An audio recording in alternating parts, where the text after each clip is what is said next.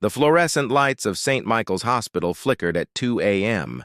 as Emma Chen collapsed into a plastic chair in the empty break room, her scrubs stained with coffee and something she didn't want to identify.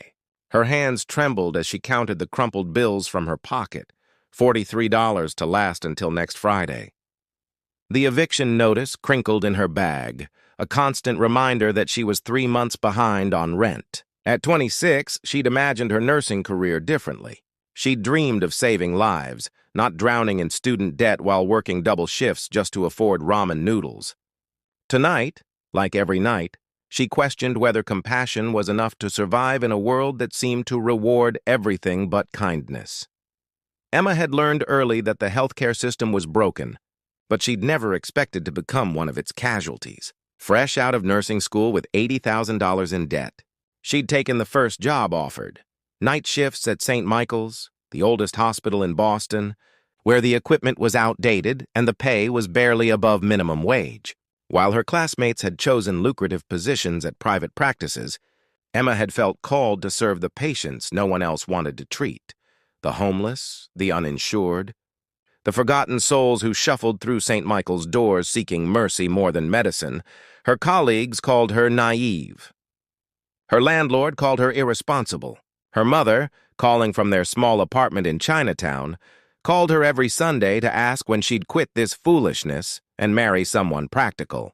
But Emma couldn't explain the feeling that bloomed in her chest when Mrs. Rodriguez, who hadn't smiled in 3 years, finally laughed at one of her terrible jokes. She couldn't put into words why she stayed late unpaid, holding the hand of dying patients who had no family, whispering to them that they weren't alone, that they mattered, that someone would remember them.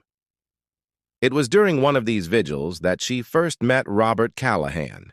He'd been admitted on a gray October evening, wheeled into room 407 with pneumonia and a chart that read like a death sentence. Stage 4 pancreatic cancer.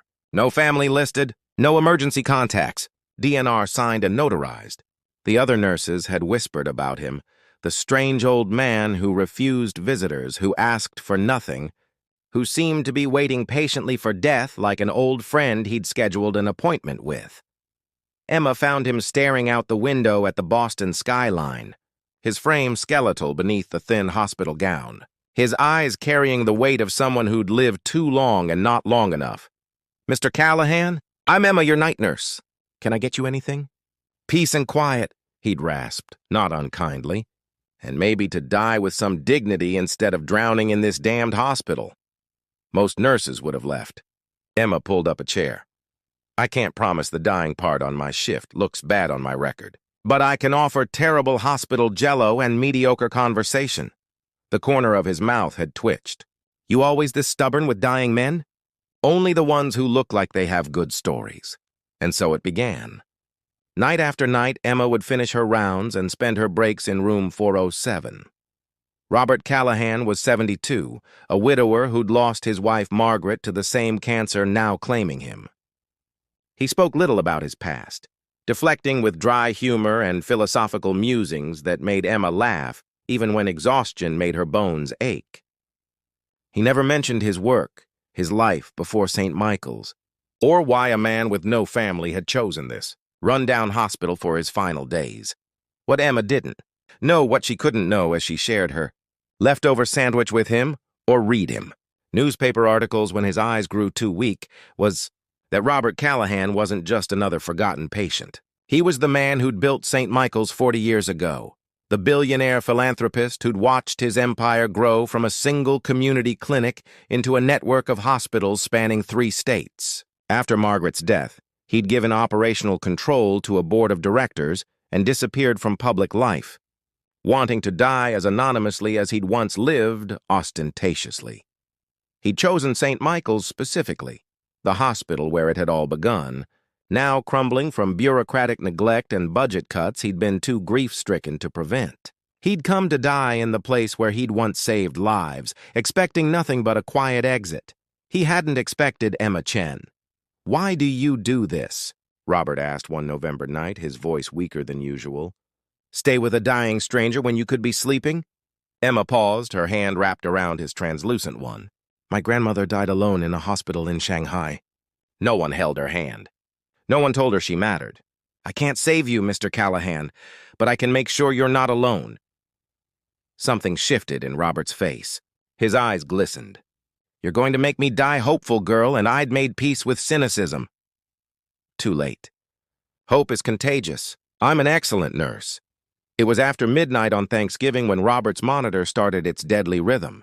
Emma was there, as always, holding his hand as the doctor delivered the news. Days, maybe hours left. As the medical team filed out, Robert gripped her fingers with surprising strength. Emma, marry me! She'd laughed, thinking it was the morphine. Mr. Callahan, I'm serious. I'm dying. You're drowning in debt. He coughed, his whole body shaking. I want to know someone good will benefit from the life I've wasted. Marry me. Let me give you something before I go. I can't take your money. It's not about money, he interrupted, his voice fierce with the last ember of his strength. It's about knowing that kindness wins. That someone like you, someone who stays, who cares, who sees people, doesn't get punished for having a good heart. Please, let this old fool die believing the world rewards its angels. Emma should have said no. It was crazy, impulsive, ethically murky at best. But something in Robert's eyes, a desperate hope that transcended his pain, made her pause. Here was a man who'd lost everything, asking for nothing except to give. Okay, she whispered. Okay. The hospital chaplain married them at 3 a.m. in room 407 with 2 orderlies as witnesses. Robert Callahan smiled for the first time since Margaret's death as he slipped a simple gold band, his late wife's, carried in his pocket for 15 years, onto Emma's finger. He died 4 hours later, his hand in hers. His last words a whispered, "Thank you." Emma wept for the lonely man who'd become her friend, her strange husband, her reminder that connection could bloom even in death's shadow. She expected nothing. She'd married him for his peace, not his possessions. The lawyer's call came 3 days later. Robert Callahan had left her everything. Not just money, but a fortune that made her knees buckle. $8 billion. Controlling shares in the Callahan Hospital network. Real estate across the country. And a letter written in his shaking hand weeks before their marriage. Emma, if you're reading this, I've died knowing I did one thing right. I watched you for weeks, seeing in you everything I'd forgotten. That medicine is about people, not profit. That dignity matters. That kindness is its own reward. I've left you my fortune not as payment for your compassion, but as a tool. You saw me when I was invisible. Now I'm asking you to see all the invisible people. Fix what I broke. Build what I dreamed. Make St. Michael's. Make all the hospitals. Places where nurses like you don't have to choose between rent and compassion. You married a dying man expecting nothing. I'm leaving you everything, trusting you'll do what I couldn't. Put humanity back into healthcare. Love changes us, even at the end. You changed me. Now change the world. Your friend, Robert. Emma stood in the ruins of St. Michael's, her hospital now, as dawn broke over Boston. The eviction notice was still in her bag, but the weight on her shoulders had shifted. She thought of Robert, of his lonely vigil, of how a simple act of sitting with someone had cascaded into this impossible responsibility. She pulled out her phone and called the hospital board. This is Emma Callahan. We need to talk about raises for the nursing staff, and updated equipment, and a fund for patients who can't pay, and, her voice cracked, and making sure no one dies alone ever again. Kindness, she'd learned, wasn't naive. It was revolutionary. And sometimes, when you gave everything expecting nothing, the universe conspired to give you everything to do even more good. Robert had been right. Hope was contagious, and Emma Chen, the struggling nurse who'd married a dying widower, was about to start an epidemic.